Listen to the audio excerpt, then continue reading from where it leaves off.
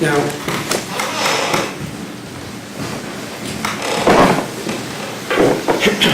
you're going to hear not only lies about his drinking alcohol, about the key,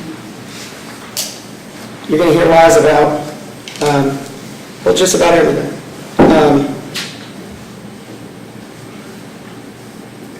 There's an AR-15, there's a video, a 12-second video. Michael Ray goes in, he's the guy that was in the Marine Corps, and now he was on the SWAT team here.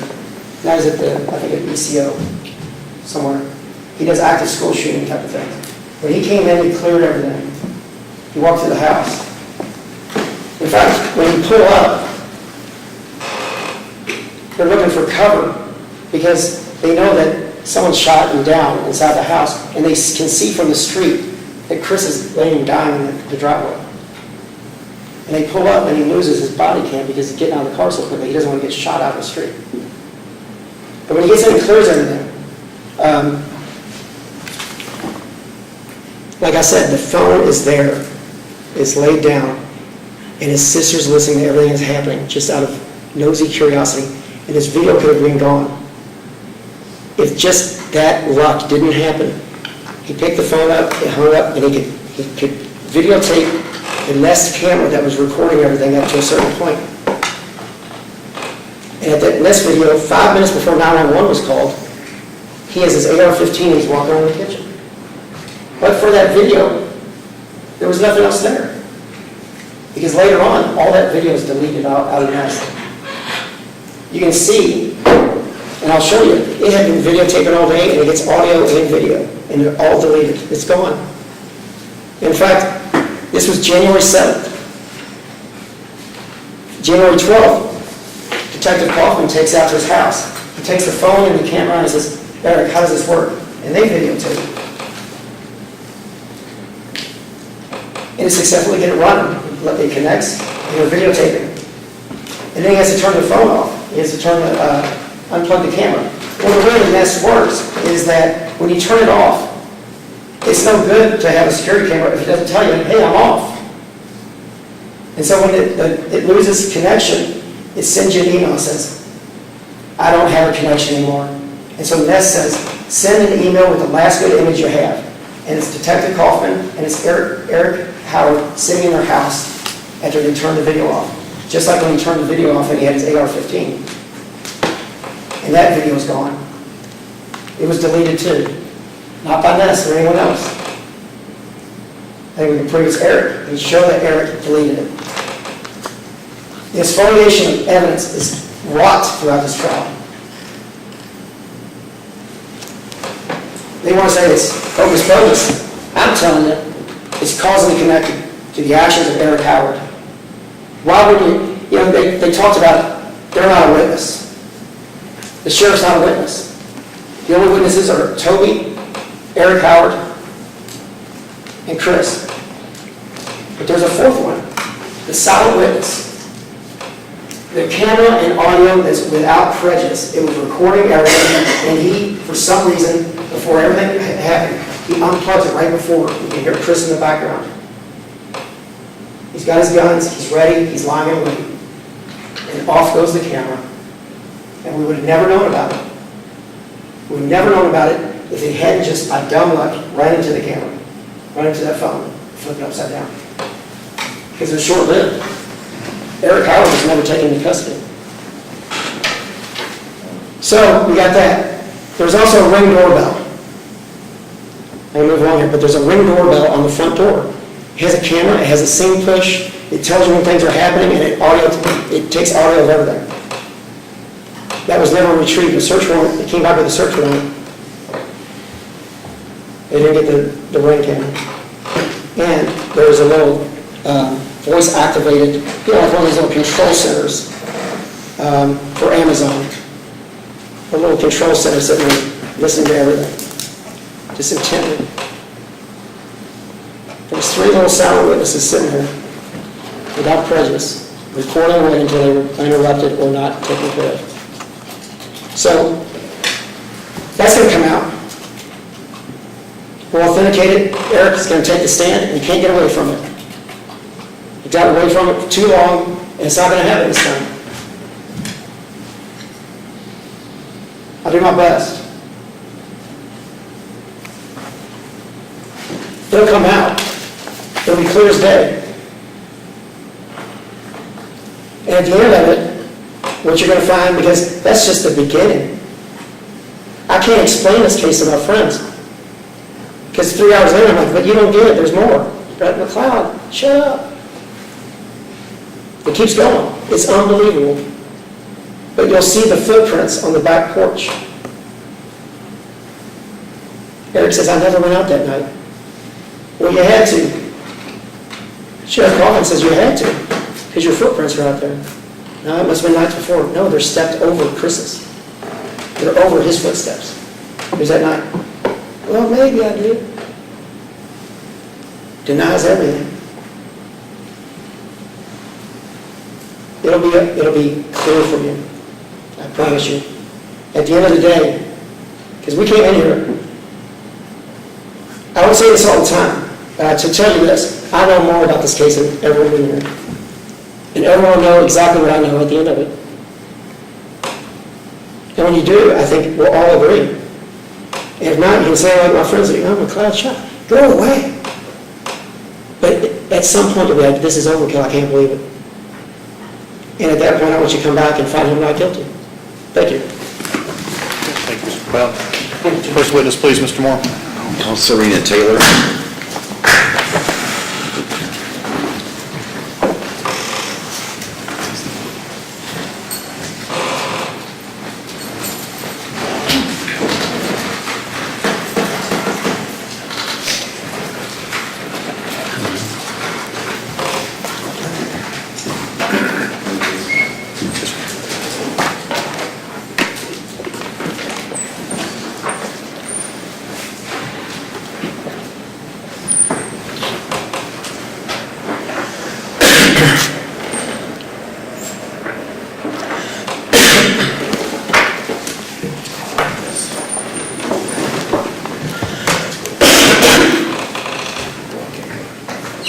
Mr. Moore, your witness is right outside the courtroom.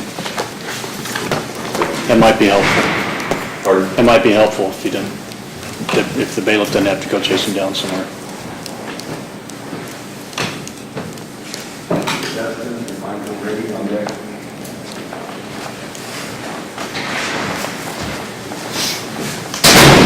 Raise your right hand, please, ma'am. Do you swear or affirm the testimony you give will be the truth, the whole truth, and nothing but the truth, so help you? I do. Thank you. Please be seated. Your name is Serena Taylor, is that right? Yes. And how are you employed? I'm a dispatcher at the City of Paducah 911 Communications Center. So when somebody calls 911, you're one of the people who answer? I am. Okay. Do you have any special training you received to become a 911 operator? We have to do 3 months of in-house training, and then we have to do another month of training at the Department of Criminal Justice in Richmond, Kentucky. And then we come back and do usually another couple of weeks before we're on our own. Okay. And then every year we do 16 hours of continuing education. Okay, you've done all that? Okay. Were you employed in that position on January 7, 2017? Yes. Does the 911 office maintain recordings of all the calls that come in? Yes. And that's done in the ordinary course of business, is not special for this litigation? Is that No, right? it's done with everything. All right, at my request, have you reviewed the incoming calls to your office, that your office received that evening of January 7th, 2017? Yes. Can you recall, before we listen to anything, can you recall the number of calls you received regarding shooting at 165 Stiles? I believe we got 4 calls. Okay. A couple of them were just saying they heard shots fired. Like a neighbor? Neighbors, yeah. One, I talked to the gentleman who was shot, and then I think, yes, and then I think maybe it was the girlfriend that called. Of the homeowner? Yes. Okay. I'm going to show you 2 discs that I've had marked for identification as columns, Exhibit 1 and 2. And you've listened to these in my office before today, is that correct? Yes. Are these true and accurate recordings of the call from Mr. Ingram and the call from Ms. Hill? Yes.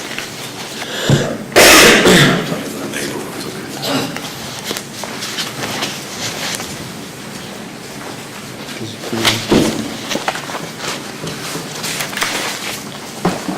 right, Your Honor, at this time I move to introduce Exhibits 1 and 2 and play them for the jury. Objections? No objection. So admitted, they may be published. Exhibit 1 is, call it Mr. Ingram. All right, now, I noticed when Mr. McLeod was playing videos, it was not coming through the court system. That's got to be fixed before we go This will on. just be audio.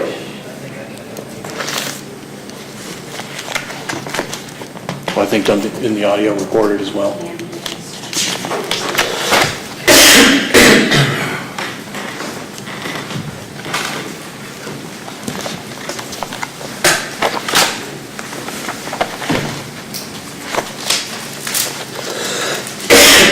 Goodness.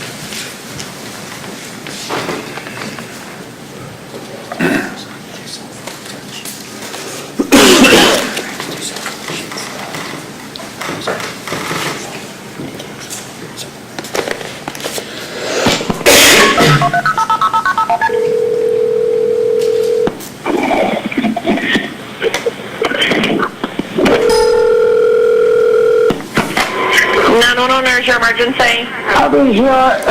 You've been shot? Yes, ma'am. Where are you at? 165 Stiles Lane. 465 Stiles. Is the person that shot you still there? Sir? I can't keep up with you. Has the person that shot you, are they still there? Yes, hurry up, please. They still have the weapon? Yes. Where are they at?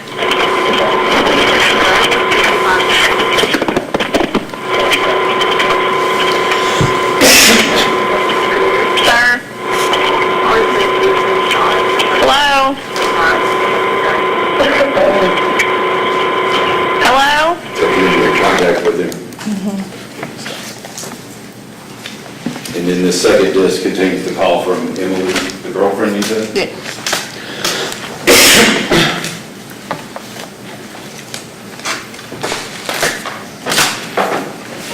Is there anything we can do about the volume? Or we start? It has to be turned up on your... Can you turn it on the TV as well? Does it go through the TV as well? His computer and stuff. If we pulled the television closer, would it be louder? Maybe get a jury? If you want to just run it through the TV, that's fine, as long as it's just audio, is that correct? Just audio. Yeah, that's fine, it can pick it up, as long as if you move that TV out a little bit further.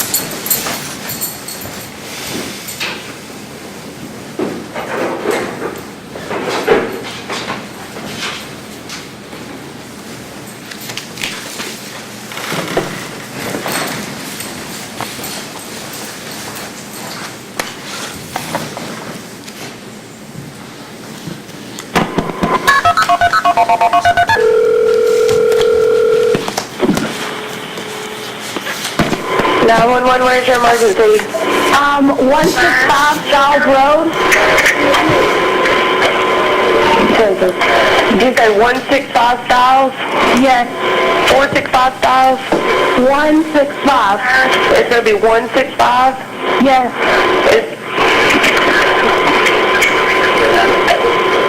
That's Joseph. Are you there right now, hon? No, I'm not. I'm in the car. You're in the car. Yes. My boyfriend I do believe it's going to be 165 and another guy just walked in, and he shot them both because they were intruding in our house. He's not sure how they're doing. I'm not there, so I don't know how they're doing, but it's... Okay, so you're not at 165 Stiles, but that is the address. It's not 465, correct? It's 165. Okay. Where are you at right now? I'm in, it's a 5-star over by the mall. And you said it was your boyfriend that gave you a call? Yes. Do you know who shot them? He did. What is his name? Erich Howard. So your boyfriend, Erich Howard? Yes.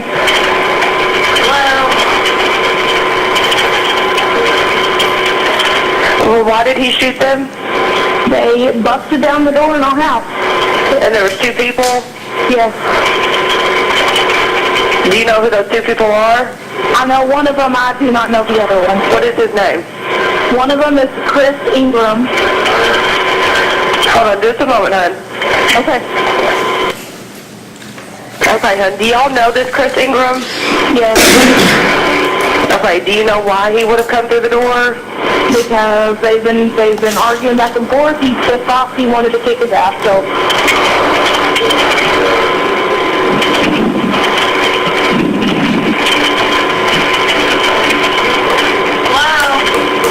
And I have Chris Ingram's child in my car right now.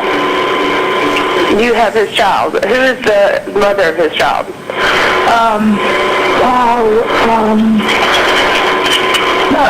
Amy Owens. Okay, does she have custody of the child also? No. They just got out of court for that, and Chris has custody of her.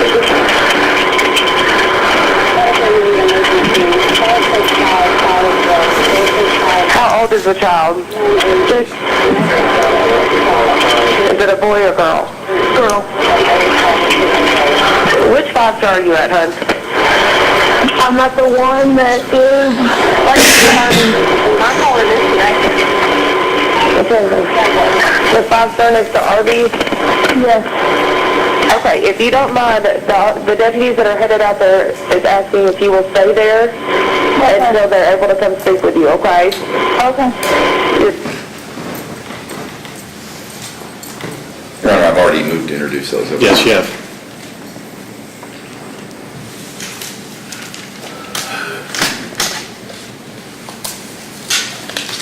Thank you. Ms. Taylor, I'm going to show you how to approach the witness. Yes, sir. Document marked for identification is Commonwealth Exhibit 3. You recognize this document? Yes.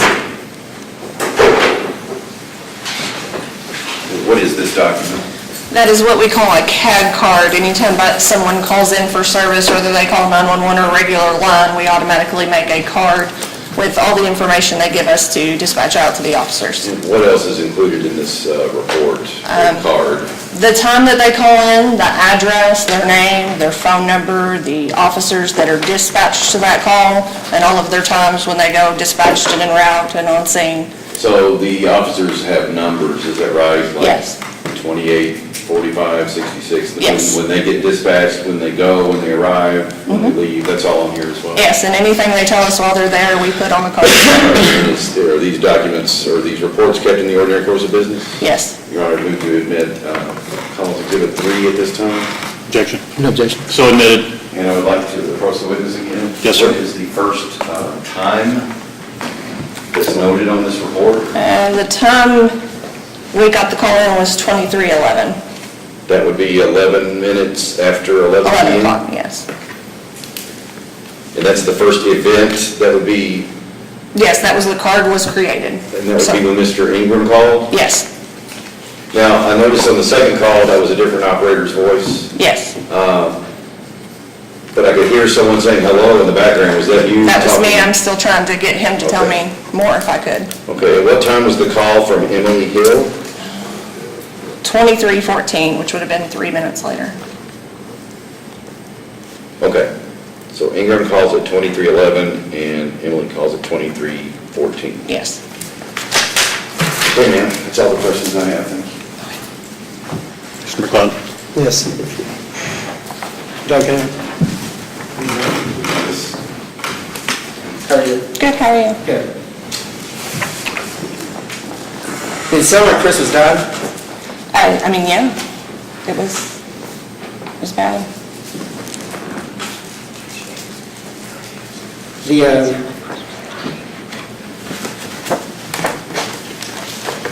Now, the lady that called you, that's Emily Hill? Yes. Okay. What was the most pressing, when you look through this CAD and you make those, let me ask you, the CAD report, when you create that, doesn't it kind of create an amalgam of like all the different units go together, like EMS reads it and the police read it as well? When they're dispatched to the car, because they're dispatched separately, the ambulance is done separately, the sheriff's department is done separately. But can they see each other's notes and stuff as they go in? The sheriff's department, all those units can see the same card, but I don't think that the EMS can see it. Okay. But at any rate, what's Emily really concerned about? She has the children. Is there a dog in there? Yes. Yes. And that's overbearing, right? I mean, that's part of that 911 call. Where's the dog? Can you bring the dog, right? Yes. She doesn't ask about how Eric's doing, or Chris is doing. No.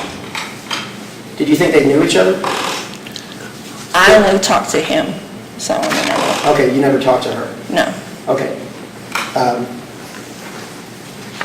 Are you nervous? A little bit. I have no more questions.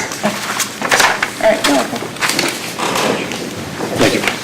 Ms. Taylor, Ms. Hill called and gave the address where a man had been shot Yes. and said he needed an ambulance. Yes. The name, gave the name of the person who fired the shot, Yes. and after all that had been done, she expressed some concern about her dog. Yes. That's all. Anything else, Mr. McLeod? You may step down, ma'am. Is she excused? Yes. Yes. Ma'am, you are excused. You may leave the courthouse. Thank you. Call Deputy, or Detective Alberry.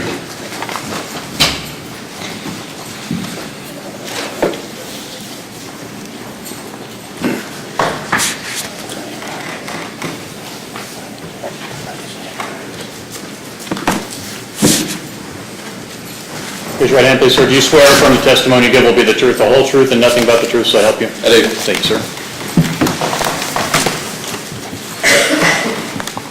You're Detective Alberry, is that correct? Correct. You were a Deputy Alberry on the January 7th, 2017? Yes, sir. All right. First name is Dustin? Yes. Okay. How long have you been employed with the McCracken County Sheriff's Office? A little over 2 years. Okay, were you employed at any other law enforcement agency prior to that? Yes, Mayfield PD and then Clinton PD before that. Okay, I didn't know about Clinton. I knew you came from Mayfield. How long, you said 2 years with the sheriff. So how long had you been at the sheriff's office on January 7th, 2017? A little over a year, Okay. or almost a year. Were you working that day? Yes. What was your shift? 10 p.m. to 6 a.m. All right, so, and you were working on January 7th. Did you get a call or were you dispatched to 165 Stiles Road in Reedland on that night? Yes, sir. I've learned since this case started that the sheriff's office operates in east and west districts or divisions, Yes. is that right? So would you have been in the east division that night? Correct. Is it called division or district? It's just the east side of town. East side, okay. East side of the county.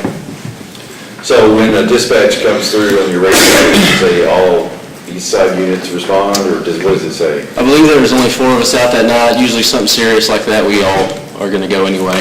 So who would the 4 have been? It was me, Michael Ray, Jared Rivera, and Jim Wilson. Okay. So were you paired up or were you in your own cars? We were in our own cars. Okay, so you responded to the scene, do you recall what time you were dispatched? I'm not sure what time it was. I'm not concerned about the exact time, but was it late at night? Yes. You were at unit 28, is that right? Yes, correct.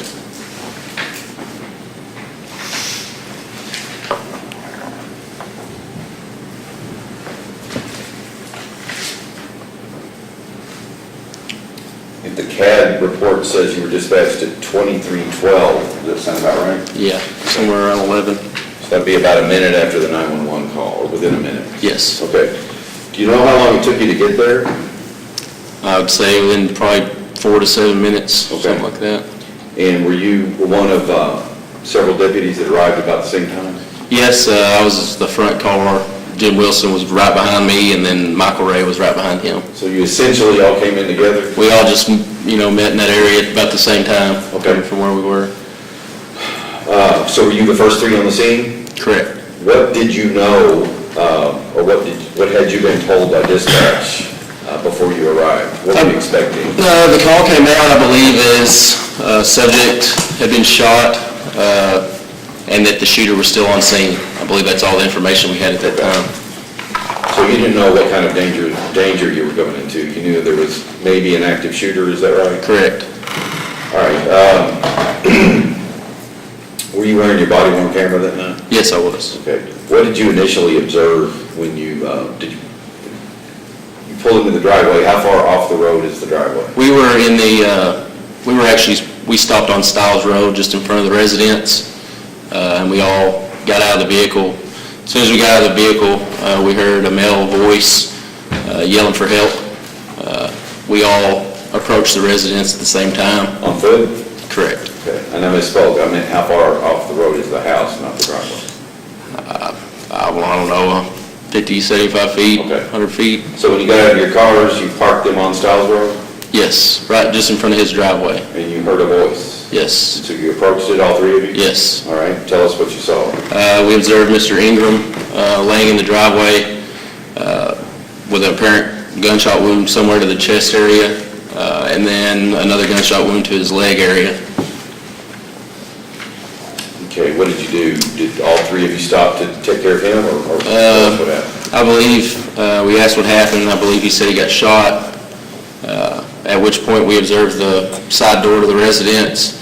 It appeared to have been kicked in.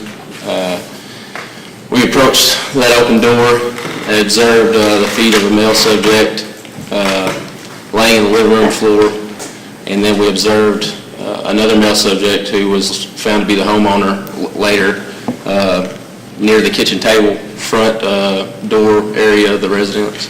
Okay, were the lights on in the house? I believe so. Okay, could you tell what Mr. Howard was doing? Yes, he was on his phone talking to someone, at which time we ordered him outside of the residence and detained him. Did he bring the phone out with him, or did he set it down? I believe he set it down, I'm not 100%. Okay. Did he come out when you told him to? Correct, he did.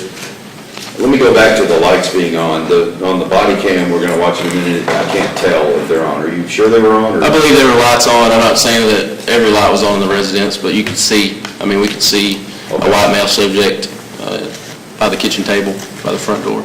Okay, so Howard comes out of the house. What happens then? We detained him because still at that point we didn't know what happened. And he was saying that someone kicked in his door and that he shot him. Did Mr. Ingram, when you passed by him on the ground, did he say anything about the door or knowing Howard or my best friend shot me or anything like that? Yes, at some point, I'm not sure if it's when we first approached or when we were trying to get him on the ambulance, but he stated that he was trying to talk to his friend and he got shot. Okay. And then he said, I can't believe my best friend shot me or something like that. But you're not sure if that was when you first passed him or when you came back out? Yeah, I'm not sure. Will that be on your body camera? Correct. Okay. He came out, you detained him, what did you do next? Myself and Michael Ray cleared the residence. What does cleared the residence mean? Make sure that there was no other occupants, that nobody else had any weapons, just for our safety.